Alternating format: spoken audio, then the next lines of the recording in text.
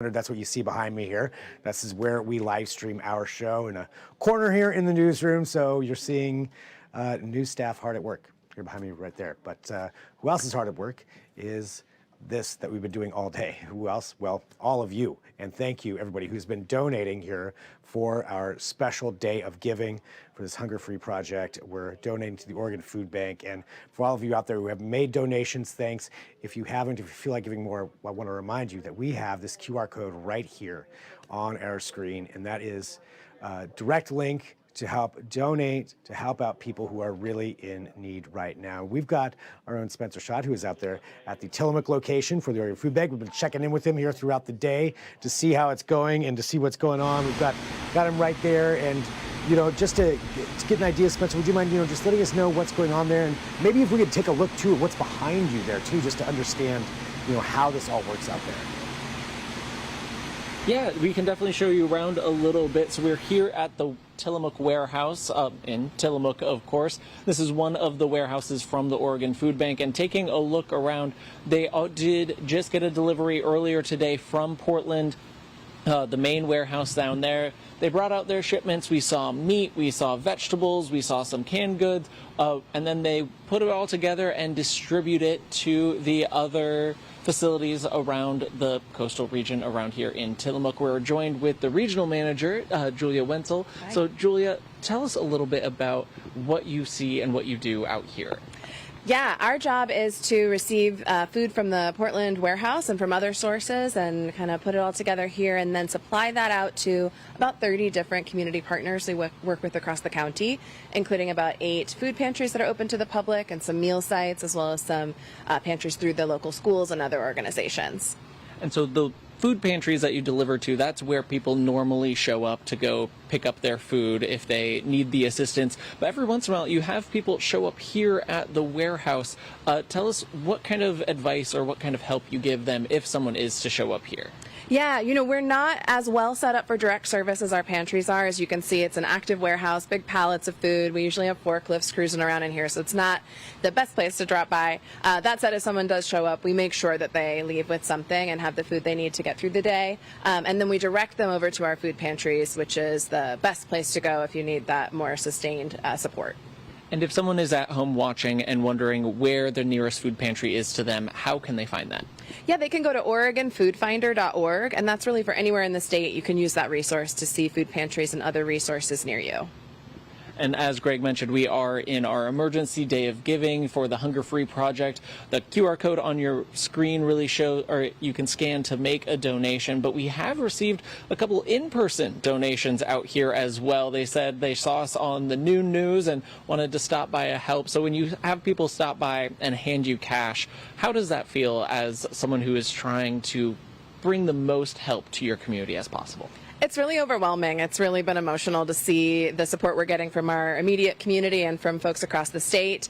It just shows that, our community really understands what a huge crisis we're in this moment and really wants to help make sure everyone has enough to eat.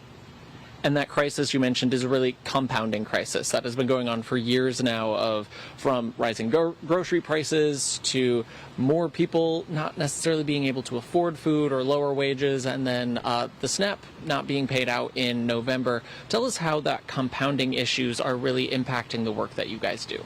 Yeah, we're seeing folks already relying so much more on food pantries because SNAP benefits are just not keeping up with the price of groceries. That said, SNAP can still do a lot more than food banks are really positioned to do. For every meal we're able to provide to a family, SNAP benefits can provide 9. So it's really a much more efficient tool, but we work hand in hand and we need both of those resources working together to make sure that folks stay safe and have enough to eat. And when one of those pieces goes away, it puts an immense amount of strain on the rest of us. So we have pantries that are really mostly run by volunteers, everyone doing their best, putting in long hours, lifting heavy boxes full of canned food, but that is not enough to take care of people in the long term. And so the immediate support we're receiving from our community is making sure we can get as close as we can to filling this gap in the moment, and then also really pushing to see those SNAP benefits reaching people as soon as possible.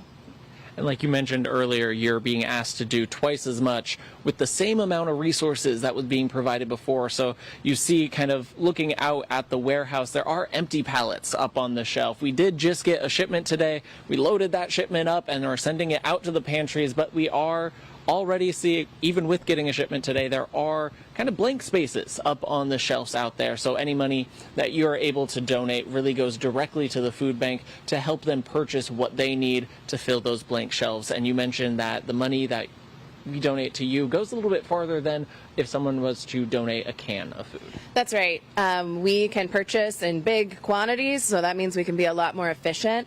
We also have a better eye on what kind of food we have flowing through our system. So, we appreciate donations of cans from individuals, but then sometimes we can end up with, a whole bunch of canned green beans and nothing else, and that's not a balanced diet. So when we're able to purchase centrally, it also ensures that we're establishing a better nutritional balance and giving people the variety that they need and deserve. Perfect. Great example of really filling the need of, or seeing the need and then filling it in the community. Well, Juliet, thank you so much for those explanations and letting us hang out with you out here today at your warehouse. But for now, Greg, we'll send it back to you in the newsroom. All right, thanks, Spencer, and thanks. It's great to hear from you and Julia as we have been here throughout the afternoon. We'll let them get back to it, and we are here in the Fox 12 Oregon newsroom, and wherever you are, you can click that QR code that's right there on the screen, and that is just a great way to be able to help out, to get this help to people who really need it right now. And those dollars, as Julia mentioned, it's a more efficient way to get that because of the buying powers that they have. They're able to do it that way. They can get some better costs and understand what exactly people need, because it's so important in so many places. So wherever you're watching from here in the state of Oregon, Southwest Washington, if you are watching a viewer of KPTV, of Fox 12 Oregon, Channel 12, then this will help people in your community. So that is something that's very important. That's how widespread the Oregon Food Bank is, and just getting this out to the various food pantries that really, really need that now to get to people. So there we go. Once again, QR code right there on your screen. You can just snap that, bring up your phone, make a quick donation, whatever it is. Anything helps. And this is all part of our Hunger Free Project Day of Giving. We're going throughout the day into the evening with this, so we'll have a lot of coverage here coming up on our other news shows as well. But I'm here with you for Fox 12 now up until 4. So we've got lots more to cover. We're going to do this, though. It is a First Alert Weather Day. I'll tell you what, I meant to do this. Why don't we take a look at our cameras? This is something that we have a little bit of time to do. I wanted to pull up some of our cameras there out at the coast just to see how things are going out there. We've got our Lincoln City camera. I believe that we can get pulled up here right now and taking a look there. Yep, rain is on the camera lens, and those are some rough seas. We want to remind everybody, we've got a great video too up on our website just about how rough those waves are. If you are planning on heading out to the coast, be very, very careful out there with king tides and sneaker waves, and with the weather. I mean, it can be very dangerous, and you don't want to get yourself into trouble, even though I got to be honest, when you're just looking at the storm out there at the coast, if you're sitting in a nice hotel room, it's kind of fun to look at. Let's go ahead and take a look at Seaside as well. We'll just zip up and down the coast here with the first alert again. Same kind of deal there. See some rain on the lens, and probably some more coming here in the afternoon. We'll even go all the way down to Newport. How about it? Let's do the trifecta of coast cams. And there we go. Newport, a little bit calmer down there. And once you get a little bit further south, but that northern Oregon coast, definitely feeling some of that right now. You can go to KPTV.com and check up on the latest weather there and the forecast here throughout the day and for the rest of the week and beyond that. All right, we're going to take another quick break. We've got lots here to talk about. Actually, you know what? Let's not even take a break. We just took a break. Why don't we do this? Let's catch up on some other big stories that are happening that you should probably be aware of. So we're going to look back to Good Day Oregon from this morning, where we set up a lot of the different coverage, different things that are important to know for the day. We'll run one of those, a few of those stories right now, and then we'll come back. We'll regroup. Plenty of things happening here throughout the afternoon. I know we're going all over the place here, especially with the Day of Giving, and making sure that you're informed on that. But we also will be talking about some AI scams that are out there, in particular, scamming people by pretending to be doctors. That's what some of these scammers are doing. So we'll give you some information on that, what's happening and how to avoid some of that. That's coming up at 2:30. Plenty more here throughout the afternoon, but let's go ahead and go back to some of these other stories. We'll run that right now. Day of Giving series. Members of the local community are sharing their stories about food insecurity. Foxhole's McKenna Marks spoke with an Oregon Food Bank employee whose parents' story inspired his passion for giving back.